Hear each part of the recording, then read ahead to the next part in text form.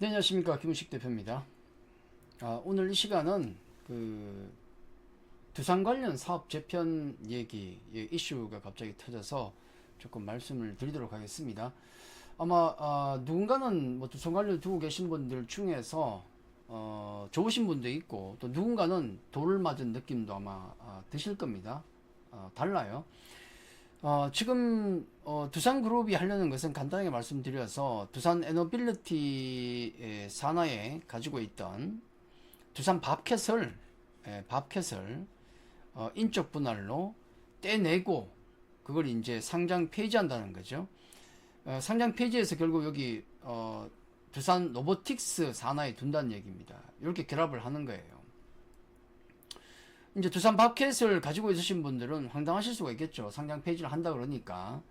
근데 이제 물론 보상은 있습니다. 두산 밥캣 100주당 두산 로보티스 63주를 주니까 그렇게 해라.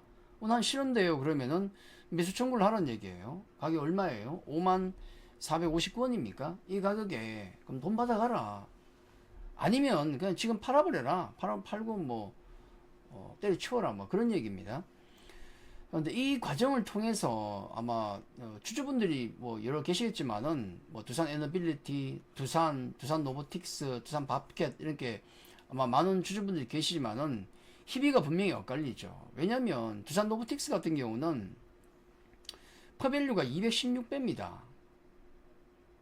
버는 돈에 비해서 가치가 굉장히 고평가가 되어 있다는 얘기예요. 뭐 사실 로봇 섹터니까 오케이, 성장성이 높은 로봇 섹터는 그럴 수밖에 없죠. 근데 두산 바켓을 들고 있던 분들은 다른 관점을 들고 있었던 거죠.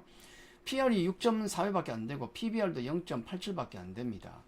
자, 이런 두산 바켓을 들고 계신 분들 같은 경우는 갑자기 두산 바켓 그거 주고 두산 로보틱스 가져가라 그러면 물론 매수 청구를 하면 되지만 팔아버리면 되지만은 자기가 원치 않는 방향으로 시장이 지금 흘러가고 있지 않습니까? 그러니까 기존 주주들의 그것과 관계없이, 의지와 관계없이 완전히 다른 액션이 지금 나왔기 때문에 황당할 수도 있죠. 사실 그렇지 않습니까? 뭐 선진국처럼 세금, 우리 금투세 관련된 얘기가 꽤 화두가 계속되고 있는데, 과연 이런 불투명한 상황 속에서 내가 가지고 있는 종목을 대주주가 마음대로 그냥 찢어발리고 갖다 붙이고 하는 이런 불투명성이 강한 시장에서 과연 이런 금투세 논의가 올바른가? 그런 얘기가 많잖아요. 자, 관련해서 지금 보시면은 우리 두산 로보틱스 같은 경우는 실적이 적자 기업이에요. 물론 이제 올해 흑자 전환해서 앞으로 매출이 올라온다고 하지만은 아직은 매출을 많이 낼 수 있는 그런 구간들이 아닙니다. 그건 분명한 것이고, 반면에 이제 두산 바켓 같은 경우는 연간 조 단위로 돈을 버는 회사예요. 그럼 왜 이걸 두 개를 결합을 하려고 하는가? 뭐 딱 보기에도 직관적으로도 글쎄요, 둘 다 로봇입니까? 이쪽이 지금 밥캣이고 아래쪽이 이제 보통 우리 두산 로보틱스 같은 경우는 협동 로봇이죠. 협동 로봇. 뭐 둘 다 로봇이라는 느낌은 듭니다만은, 그리고 또 시너지가 있을 수 있겠습니다만은, 결정적인 건 두산 로보틱스가 어떤 로봇 사업을 키우려고 하니까 큰 궤도에 올라서기 위해서는 앞으로 많은 돈이 들지 않겠습니까? 자, 그걸 감안하면 캐시카우 하나를 갖다 붙였다, 그렇게 보시면 되겠죠. 그래서 두산 로보틱스 같은 경우는 캐시카우가 붙었죠. 덩치 커졌으니까 향후에 MSCI 지수에 또 편입될 가능성이 또 높지 않겠습니까? 뭐 그런 측면에서 분명히 보면은 두산 로보틱스 같은 경우는 굉장히 좋은 호재가 생겼다, 그렇게 볼 수밖에 없습니다. 이게 발표한 당일 이제 주가도 지금 급등을 하고 있잖아요. 그게 당연히 그렇지 않겠습니까? 그래서 누군가의 큰 호재가 되는 것이고, 또 누군가에겐 헷갈리는 거고, 누군가에겐 또 손해가 될 수도 있는 그런 액션입니다.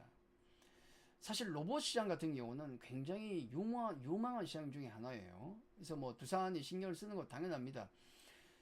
저는 로봇 시장이 휴머노이드 로봇, 물론 이제 두산 로봇 같은 경우는 협동 로봇이지만은 휴먼 로봇만 놓고 보면 그게 가장 하이하지 않습니까?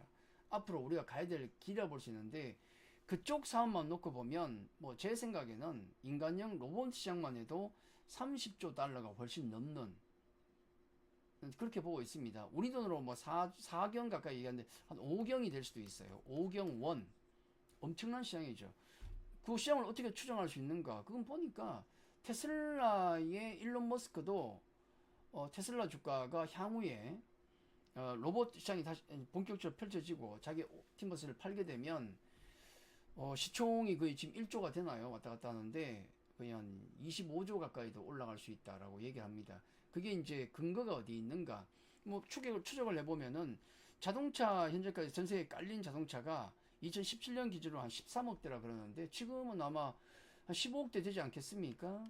15억대 억대입니다. 예.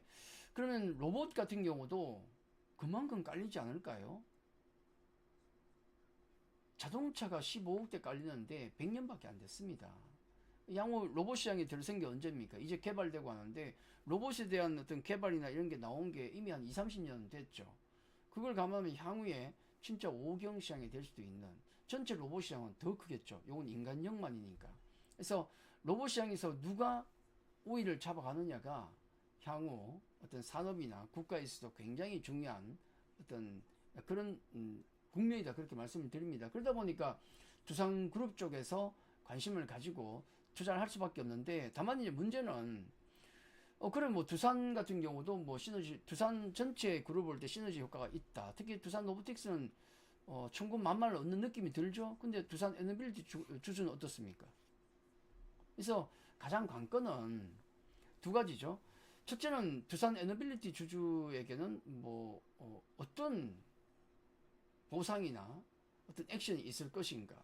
그들이 찬성을 하겠습니까? 이런 여러 가지 복잡한 문제도 있고, 그리고 두산 로보틱스 자체가 어떤 기술력을 가지고 이 큰 로봇 시장에서 또 자기의 영향을 발휘할 것인가는 또 다른 문제로 봐야 된다. 일단 단기로 볼 때는 두산 로보틱스에 있어서는 단기적으로는 호재로 볼 수밖에 없는 부분이 아닌가.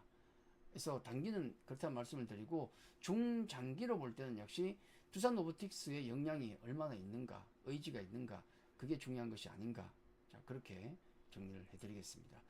자, 오늘은 두산 사업구조 재편과 관련해서 두산 로보틱스에 대해서 말씀을 좀 드렸습니다. 감사합니다.